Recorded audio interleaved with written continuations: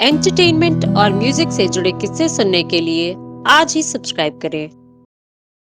भारतीय सिनेमा संगीत में ऐसा कई बार हुआ है जब कोई गीत बनाया किसी और सिंगर को ध्यान में रखकर गया, लेकिन गाया किसी और ही सिंगर ने।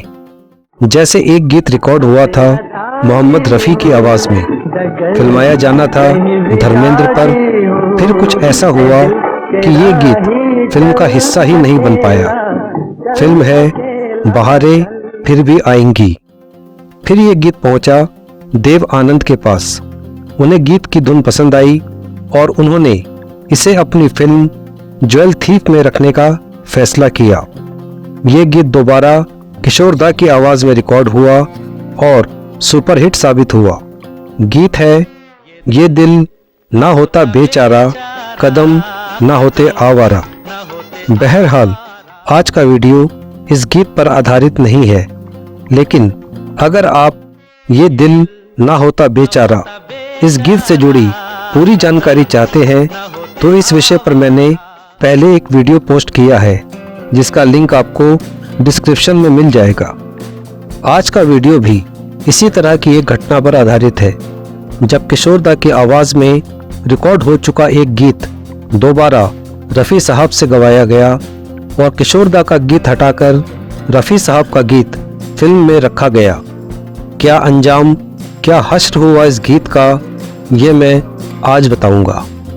नमस्कार दोस्तों, रेट्रो किशोर के मंच पर आपका स्वागत है। मैं हूं एलन माइकल किशोर। ये घटना है साल 1964 की, यानी उस समय की जब किशोर दा एक प्लेबैक सिंगर के तौर पर स्थापित नहीं हुए थे, लेकिन उस दौर में भी किशोर दा के गाए गीतों का सक्सेस रेट अव्वल नंबर पर था। बात साल 1964 की ही करें तो इस साल किशोर दा के गाए गीतों की 5 फिल्में रिलीज हुई। ये है बागी शहजादा, दाल में काला, दूर गगन की छाँव में, गंगा की लहरें और मिस्टर एक्स इन बॉम्बे। इनमें से बागी शहजादा को छोड़कर बाकी सब फिल्मों के म्यूजिक एल्बम हिट या सुपरहिट रहे थे।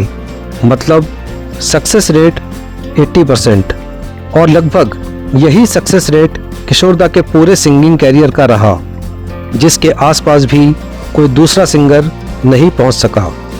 इसीलिए किशोर दा को मैं भारतीय सिनेमा का डॉन ब्रॉडवे कहता हूं। चलिए अब मेन मुद्दे पर आते हैं। साल 1964 में संगीतकार चित्रगुप्त फिल्म गंगा की लहरें का संगीत तैयार कर रहे थे। गीतों को लिखने की जिम्मेदारी सौंपी गई मजरूह सुल्तानपुरी को। इस फिल्म के लिए चित्रगुप्त और मजरूह सुल्तानपुरी ने मिलकर 8 गीत तैयार किए। इनमें से 4 गीत ऐसे थे जिनमें मेल वॉइस की जरूरत थी। तय हुआ कि चारों गीत किशोर दा गाएंगे। ऐसा ही हुआ भी। चारों गीत किशोर दा की आवाज में रिकॉर्ड हो गए। इन्हीं दिनों संगीतकार चित्रगुप्त की मुलाकात किशोर दा के बड़े भाई अशोक कुमार से हुई।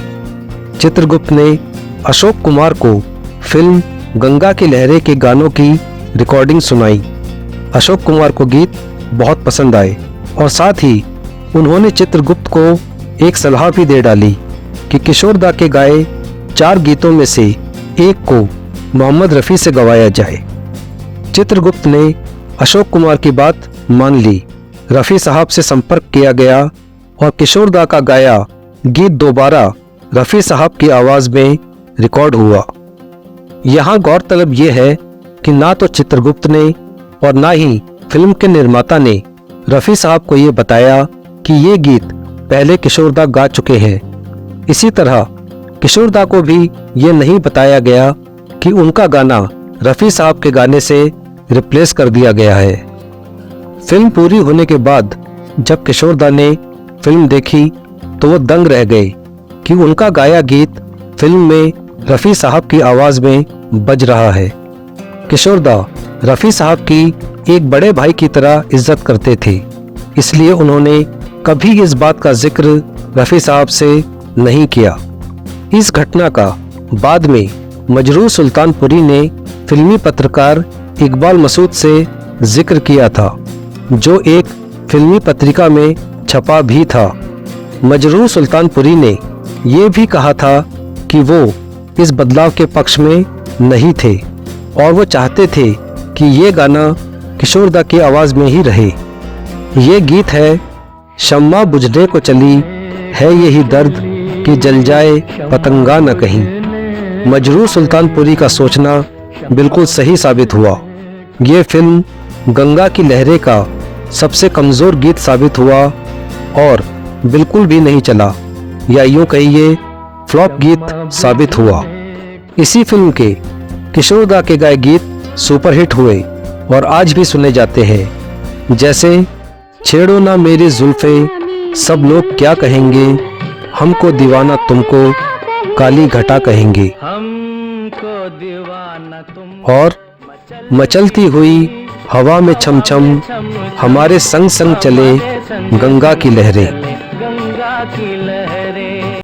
आज की पेशकश में इतना ही दोस्तों वीडियो अगर पसंद आया हो तो ज़्यादा से ज़्यादा लाइक और शेयर करना।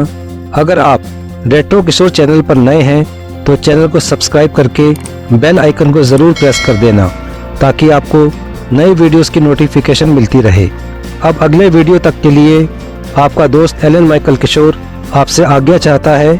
नमस्कार।